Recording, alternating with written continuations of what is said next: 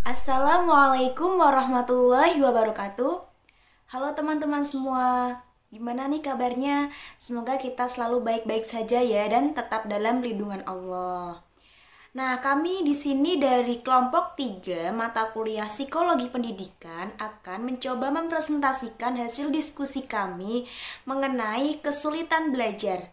Nah, kelompok kami terdiri dari saya, Ida Ayu Lestari, NIM 2, dan teman saya, Kurotu Aini Fatimatuz Zahra, NIM 22, Ananda Farihatun Nikmah, NIM 26, dan Sulistiana Sari, NIM 27.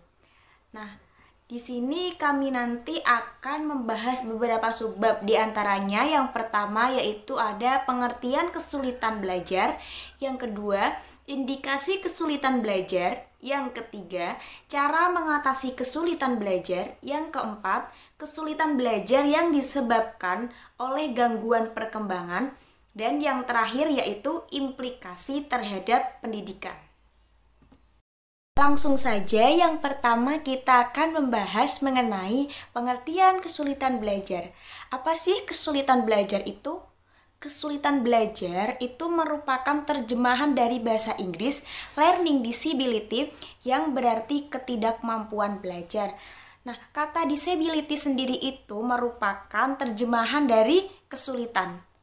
Nah, kenapa? Karena untuk memberikan kesan optimis bahwa anak itu sebenarnya masih mampu untuk belajar gitu ya.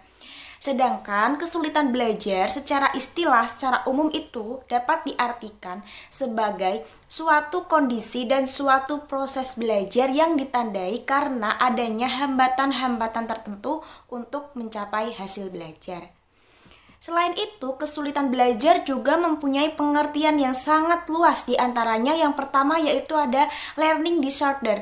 Adalah keadaan di mana proses belajar seseorang itu terganggu karena timbulnya respon yang bertentangan. Yang kedua yaitu ada learning disabilities, adalah ketidakmampuan seseorang yang mengacu kepada gejala di mana seseorang tidak mampu belajar atau menghindari belajar gitu loh, sehingga hasil belajarnya di bawah potensi intelektualnya. Yang ketiga yaitu learning dysfunction atau disebut dengan ketidakfungsian belajar. Selanjutnya ada underachiever, adalah mengacu pada seseorang yang memiliki tingkat potensi intelektual di atas normal, tetapi prestasi belajarnya itu tergolong rendah. Nah, yang terakhir ada slow learner, adalah seseorang yang lambat dalam proses belajarnya, sehingga itu tuh membutuhkan waktu dibandingkan seseorang yang lain yang memiliki taraf potensi intelektual yang sama. Seperti itu ya. Selanjutnya yaitu kita akan membahas mengenai indikasi kesulitan belajar.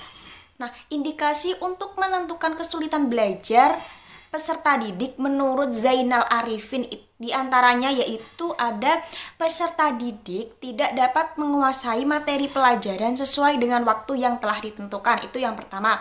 Yang kedua, indikasi kesulitan belajar yaitu peserta didik memperoleh peringkat hasil belajar yang rendah dibandingkan dengan peserta didik lainnya dalam satu kelompok. Selanjutnya, peserta didik tidak dapat mencapai prestasi belajar sesuai dengan kemampuan yang dimilikinya. Yang keempat, peserta didik tidak dapat menunjukkan kepribadian yang baik. Contohnya itu ya seperti kurang sopan, malas, dan tidak bisa menyesuaikan diri dengan lingkungan sekitarnya. Nah, itu merupakan indikasi kesulitan belajar menurut Zainal Arifin. Selanjutnya, indikasi-indikasi kesulitan belajar jika secara umum itu yang pertama ada nilai mata pelajaran di bawah sedang. Nah, indikasi ini merupakan indikasi yang paling mudah dilihat dan paling umum dipakai oleh peserta didik, pengajar, dan orang tua. Yang kedua, nilai yang diperoleh peserta didik sering di bawah nilai rata-rata atau nilai standar yang ditetapkan. Indikasi ini dapat juga menunjukkan bahwa seorang peserta didik itu mengalami kesulitan dalam belajar. Akan tetapi, indikasi ini tuh ya sebenarnya tidak bernilai mutlak. Yang ketiga, prestasi yang dicapai tidak seimbang dengan tingkat inteligensi yang dimilikinya. Misalnya saja ya, seorang peserta didik yang prestasi belajarnya itu sedang-sedang saja, akan tetapi mempunyai tingkat intelijensi di atas rata-rata gitu ya contohnya. Dan dapat dikatakan mengalami kesulitan belajar, seperti itu.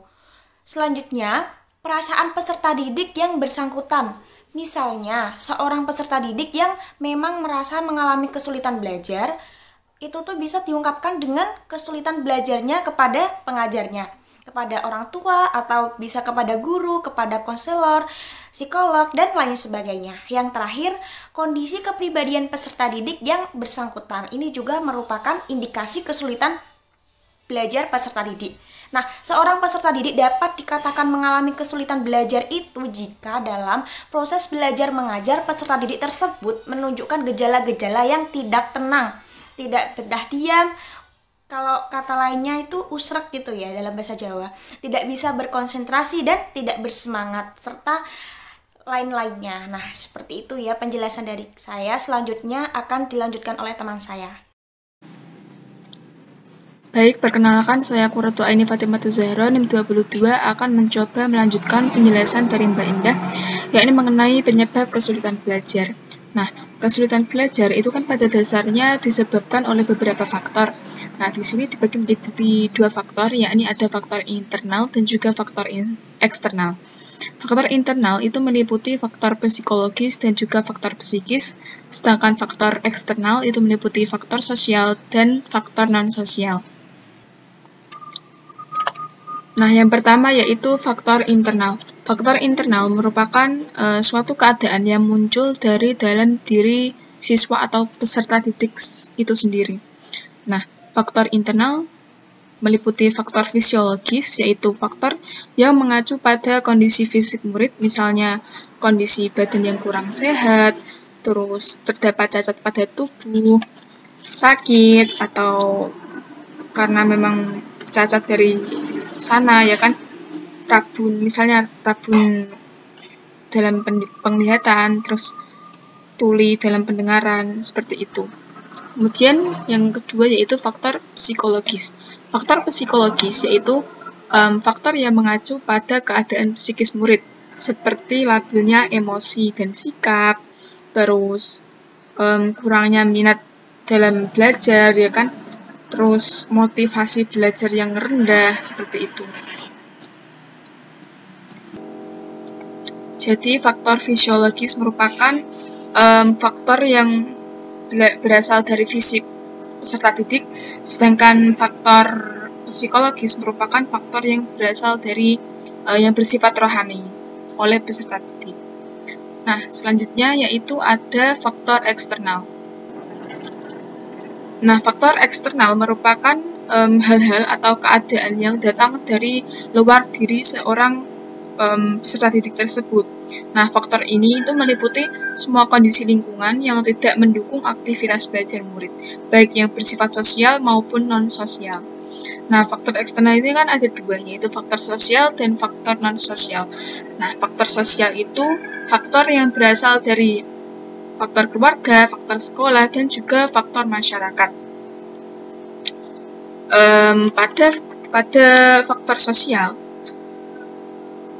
itu seperti ya, misalnya pada sosial keluarga itu kurangnya perhatian dari orang tua, kurangnya bimbingan dari orang tua, atau kurangnya harmonis ya, keluarga yang harmonis dalam kekeluargaan mereka. Nah, itu sangat mempengaruhi proses belajar anak ya. Jadi ketika keluarganya kurang harmonis, maka anak akan merasa tertekan sehingga hal tersebut menjadikan anak sulit untuk belajar.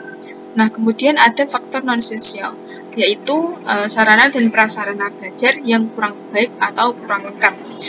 Misalnya kondisi tempat belajar yang kurang layak, terus kurikulum yang kurang terstruktur, terus peralatan yang kurang memadai, seperti itu. Nah, selanjutnya yaitu bentuk kesulitan belajar. Nah, Bentuk kesulitan belajar itu pertama kali dikemukakan oleh the United States Office of Education ya. Itu typo, yang benar itu of Education pada tahun 1977. Nah, bentuk kesulitan ini meliputi kesulitan mendengarkan, kesulitan belajar berpikir, kesulitan membaca, kesulitan menulis, kesulitan mengeja, dan juga kesulitan menghitung. Jadi, daya pikir anak itu tertinggal dari mayoritas anak yang lainnya, seperti itu. Sekian penjelasan dari saya, selanjutnya akan dijelaskan oleh Mbak Nanda. Terima kasih. Assalamualaikum warahmatullahi wabarakatuh. Perkenalkan, nama saya Ananda Farihatun Nikmah, NIM 26 dari kelas A4 TPR. Di sini saya akan melanjutkan penjelasan dari Mbak Fatimah, yaitu mengenai cara mengatasi kesulitan belajar. Nah, langsung saja yang pertama, yaitu ada identifikasi bentuk dan penyebab kesulitan belajar. Nah, sebelum menetapkan alternatif pemecahan masalah kesulitan belajar siswa, seorang guru itu sangat dianjurkan untuk terlebih dahulu melakukan identifikasi terhadap fenomena yang menunjukkan kemungkinan adanya kesulitan belajar. Nah, langkah-langkah dalam diagnosis yaitu yang pertama, melakukan observasi kelas. Nah, melakukan observasi kelas ini guna untuk melihat perilaku menyimpang siswa ketika mengikuti pelajaran. Nah, yang kedua yaitu memeriksa penglihatan dan pendengaran siswa. Siswa khususnya yang diduga mengalami kesulitan belajar ya. Yang ketiga yaitu mewawancarai orang tua atau wali siswa. Nah, mewawancarai ini berguna untuk mengetahui hasil ihwal keluarga yang mungkin menimbulkan kesulitan belajar siswa. Yang keempat itu memberikan tes diagnostik bidang kecakapan tertentu. Ini untuk mengetahui hakikat kesulitan belajar yang dialami oleh siswa tersebut.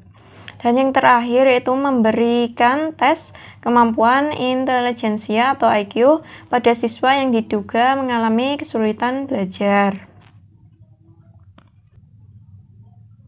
Nah, untuk cara yang kedua yaitu dengan membuat rencana intervensi.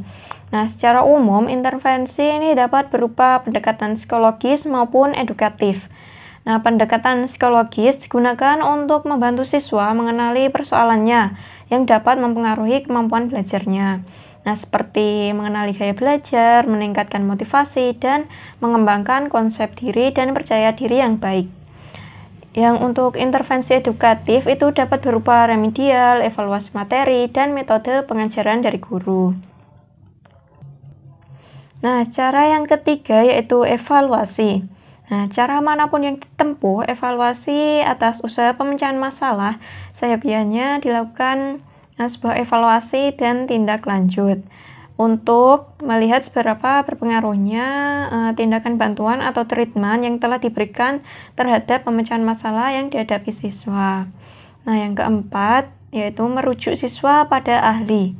Nah, apabila penyebab kesulitan belajar siswa itu diduga terletak pada aspek medis seperti kerusakan fungsi otak itu, maka guru itu perlu merujuk siswa untuk diperiksa oleh yang lebih ahli yang dapat membantu proses pemeriksaan seperti dokter ya. Nah, yang selanjutnya yaitu ada kesulitan belajar yang disebabkan oleh gangguan perkembangan. Nah, yang pertama yaitu autisme atau Autism Spectrum Disorder. Menurut Diagnostic and Statistical Manual, autisme ini memiliki ciri-ciri yang pertama kurangnya kemampuan komunikasi sosial dan interaksi sosial, perilaku minat dan aktivitas terbatas yang berulang-ulang. Nah, gangguan autisme ini mulai tampak pada masa 3 tahun pertama kehidupan dan lebih banyak pada anak laki-laki. Nah, penyebab autisme ini tidak dapat terbukti mengenai perbedaan latar belakang sosial, ekonomi, tingkat pendidikan orang tua, ras, etnis, maupun agama. Nah, yang tampak berpengaruh pada perkembangan gejala autisme. Nah, tidak ada satu faktor tertentu yang dapat dianggap sebagai penyebab kondisi autis. Nah, untuk treatmentnya itu sekitar 3-25% anak-anak dengan diagnosis autisme dalam parameter atau batas tertentu yang diberi intervensi perilaku yang intensif dapat mengalami peningkatan yang cukup signifikan untuk dapat memiliki serangkaian kecakapan sosial maupun kognisi.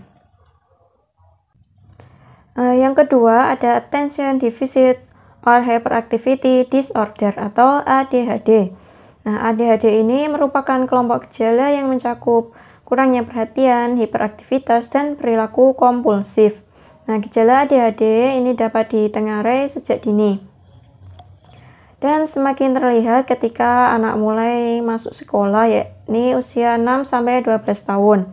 Nah, orang dengan ADHD ini dapat mengalami masalah tambahan seperti gangguan tidur dan gangguan makan. Nah, penyebab pasti ADHD ini belum diketahui, tetapi kondisi tersebut ini tampaknya menurun dalam keluarga. Nah, lebih lanjut lagi, penelitian menunjukkan bahwa orang tua dan saudara anak dengan kondisi ADHD ini memiliki kemungkinan 4 hingga 5 kali untuk memiliki kondisi yang sama. Faktor-faktor yang dicurigai berpengaruh atau meningkatkan resiko memiliki kondisi ADHD itu diantaranya lahir prematur, lahir dengan berat di bawah normal, kerusakan atau cedera otak, konsumsi yang berlebihan dari rokok, alkohol, ataupun obat-obatan selama kehamilan. Nah, treatment yang dapat dilakukan ini walaupun tidak terdapat penyembuhan untuk ADHD, tetapi kondisi ADHD ini dapat diatasi dengan dukungan pendidikan yang tepat, bimbingan, dan dukungan bagi orang tua dan anak-anak yang memiliki kondisi ADHD, bersama dengan pengobatan medis jika diperlukan. Nah, obat-obatan umum ini yang menjadi alternatif pertama bagi orang dewasa dengan kondisi ADHD, walaupun terapi psikologis seperti Cognitive Behavioral Therapy atau CBT itu dapat membantu. Selanjutnya, Down syndrome. Nah, karakter fisik kondisi Down syndrome yaitu lemahnya otot, bentuk tubuh yang kecil, mata yang cenderung sipit, dan sebuah cekungan yang agak dalam di tengah telapak tangan. Nah, deteksi dini terhadap kondisi Down syndrome dapat dilakukan sejak sebelum kelahiran dengan tingkat keakuratan hingga 100% tergantung pada jenis tes yang dilakukan. Untuk penyebab dari Down syndrome ini yaitu kelainan pada kromosom, yaitu kromosom 21, yang dapat berupa penambahan seluruh atau sebagian dari kromosom 21. Gen membawa material genetis yang disebut kromosom yang membawa semua sifat-sifat yang diturunkan dari orang tua. Nah, separuh dari ayah dan separuh dari ibu. Normalnya itu terdapat 23 pasang kromosom dengan gen yang dalam gen. Nah, pada kondisi Down syndrome, pasangan kromosom ke-21 ini memiliki tambahan sebagian atau seluruh salinan kromosom 21. Nah, tambahan kromosom tersebut dapat diturunkan dari ayah maupun ibu.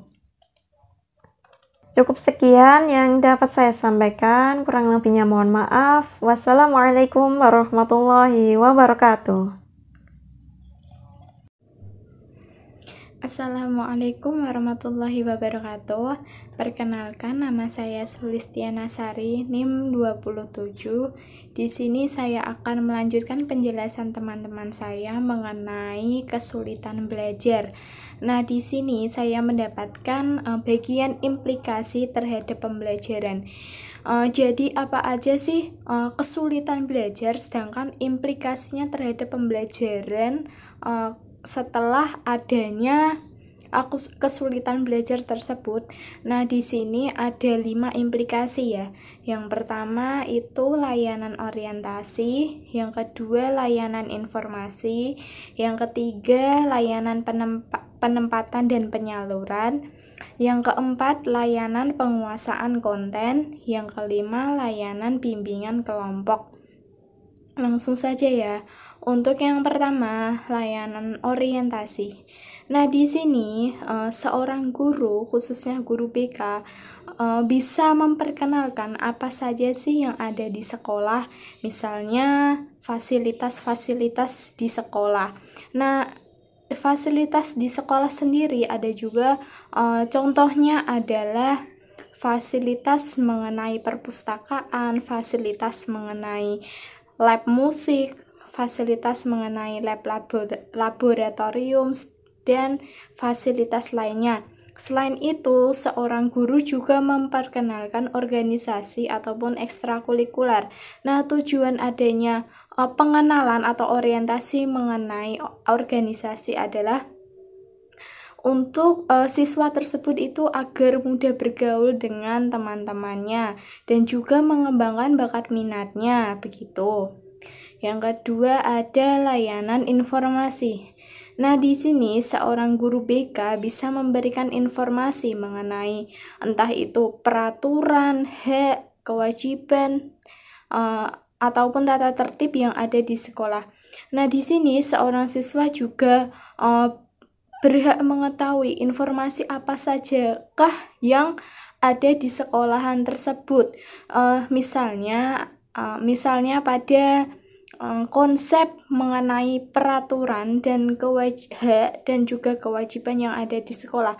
Nah, jadi di situ seorang siswa juga berhak untuk apa aja sih tata tertib yang ada di sekolah tersebut, sehingga siswa tersebut itu bisa menerapkan atau mengaplikasikan kegiatan ataupun larangan-larangan yang tidak boleh dilakukan di sekolah tersebut.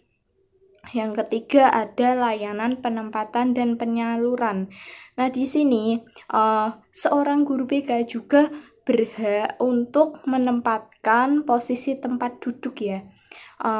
Misalnya sepengalaman saya ketika waktu di SD, SMP, SMA itu tempat duduknya gantian gitu, berrolling. Soalnya gini, kalau seorang siswa tersebut itu kadang kan siswa itu memilih tempat duduk yang ada di belakang. Nah, di situ bisa mempengaruhi fisik ataupun intelektualnya. Nah, ketika seorang siswa itu keseringan atau terlalu sering duduk di belakang, itu mengakibatkan bahwa intelektualnya itu agak bermasalah ataupun tidak paham mengenai pembelajaran. Makanya tempat duduknya itu harus di-rolling, satu hari di sini, nanti satu hari berikutnya pindah ke sampingnya ataupun ke depannya ataupun ke belakangnya. Sedangkan untuk layanan penyalurannya di situ siswa tersebut berhak untuk memilih ekstrakurikuler sesuai bakat dan minat siswa tersebut gitu. Yang keempat ada layanan penguasaan konten. Nah, di sini seorang guru BK juga berhak membantu dalam mengembangkan, menjawab dan memecahkan soal-soal tersebut. Nah, di situ seorang siswa dianjurkan untuk menjawab ataupun memecahkan masalah soal-soal ataupun membuat kreasi mengenai apa sih yang ada di bakatnya begitu, apa sih yang ada belum mereka lakukan, bahwa diri siswa tersebut itu mempunyai bakat sehingga muncul keterampilan. Yang kelima ada layanan bimbingan kelompok. Nah, di sini ini adalah salah satu implikasi pembelajaran yang sangat, kalau menurut saya itu sangat bagus. Soalnya kan kadang ya siswa ketika ingin menjawab soal ataupun ingin mengacungkan tangan ataupun ingin berpendapat itu kadang masih malu-malu ataupun nggak berani gitu. Nah, di sini seorang guru itu membentuk bimbingan kelompok. Nah, di situ kan dibagi beberapa kelompok. Nah, siswa tersebut itu dianjurkan untuk mengeluarkan pendapatnya, mengeluarkan pembicaraannya, mengeluarkan ataupun melatih kemampuannya untuk berbicara di depan umum. Meskipun masih tahap di bimbingan kelompok ya, meskipun belajar ngomong di bimbingan kelompok, di perkelompok, tapi itu menurut saya sudah bagus, soalnya jiwa-jiwa siswa yang masih memiliki rasa malu, mereka dianjurkan untuk, atau mereka dipercaya dirikan untuk berani berpendapat ataupun berani menjawab ketika mereka berbentuk kelompok begitu. Mungkin cukup itu yang bisa saya jelaskan. Sekian. Jika ada tutur kata yang tidak berkenan, mohon dimaafkan. Wallahul muwaffiq ila aqwamit thoriq. Wassalamualaikum warahmatullahi wabarakatuh.